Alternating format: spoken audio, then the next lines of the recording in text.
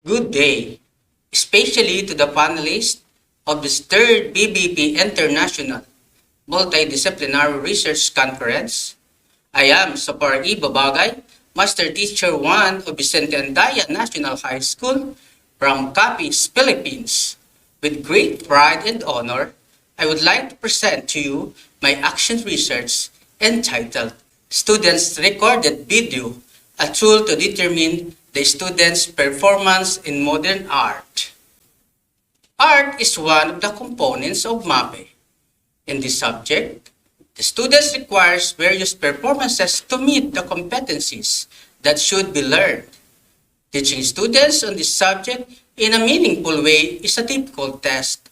However, this task is easier if there will be models that will represent this task. Performance assessment are generally multi-step activities ranging from quiet unstructured to fairly structured.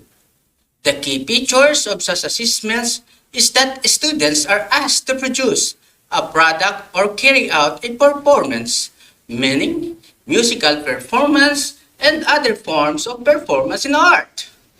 That is scored according to the pre-specified criteria typically contained in a scoring guide in rubrics by Mario and Buckley to 2016. Many students had difficulty due to the pandemic brought about by the COVID-19. This situation becomes a hindrance on how the student will be assessed on their performances by the teachers. Even though they are prepared to showcase their performances, however, they cannot perform in the presence of the teachers since face-to-face classes were prohibited.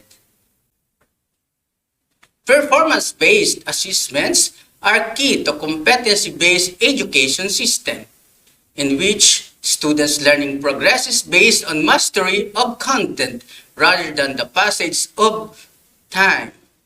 In a competency-based education system, students understand learning objectives and also know what they must know and show to be proficient. If a student does not demonstrate adequate proficiency to advance, they must be provided with support and intervention that helps them fill the gap in their knowledge and skills by Scott Mario, April 18, 2018. With this, the researcher was motivated to conduct an action research to determine the students' performance in modern art of grade 10 Quezon students of Vicente Senior National High School. More specifically, it's sought to answer the following questions. First, what is the level of students' performance in modern art movements before the intervention? Second, what is the level of students' performance in modern arts movements after the interventions? This action research utilized one group pre-test, post-test design.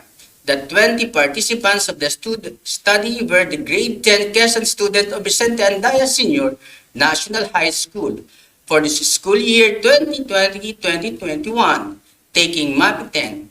To determine the number of participants, their scores in the pre-test shall be considered.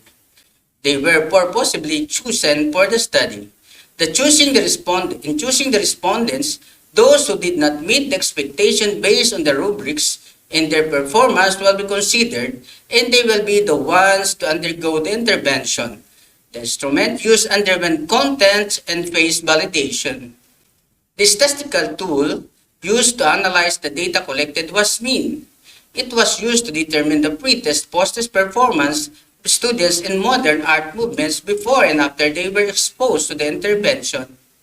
The result shows that the mean of the pre-test of the grade 10 Quezon students before the implementation of the intervention is 4.45 with an MPS 44.50 of which is verbally interpreted as fairly satisfactory.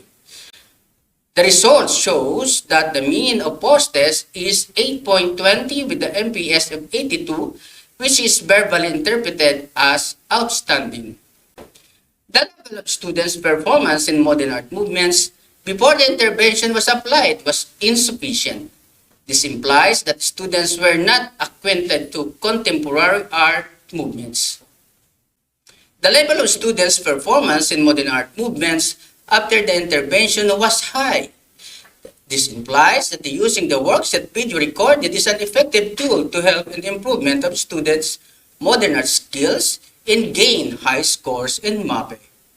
The result is anchored to the study of Scott Marion 2018 that performance-based assessments are key to competency-based education systems in which students' learning progresses based on mastery of content rather than the passage of time. In a competency-based education system, students understand learning objectives and also know what they must know and show to be proficient. If a student does not demonstrate adequate proficiency to advance, they must be provided with the supports and intervention that help them fill the gap in their knowledge and skills. Many students are experiencing difficulties as a result of the COVID-19 pandemic, and this condition is affecting how teachers evaluate students' success. Even if they are ready to perform, they are unable to do so in front of the teachers due to the prohibition of face-to-face lessons.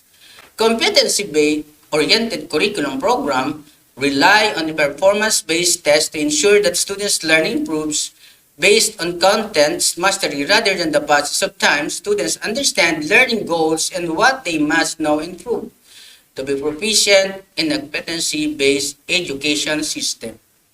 If a student does not show sufficient proficiency to progress, he is or she must be given support and intervention to help them fill the gaps in their knowledge and skills. Students must have access to technology in order to document their performances and provide a documented video presentation.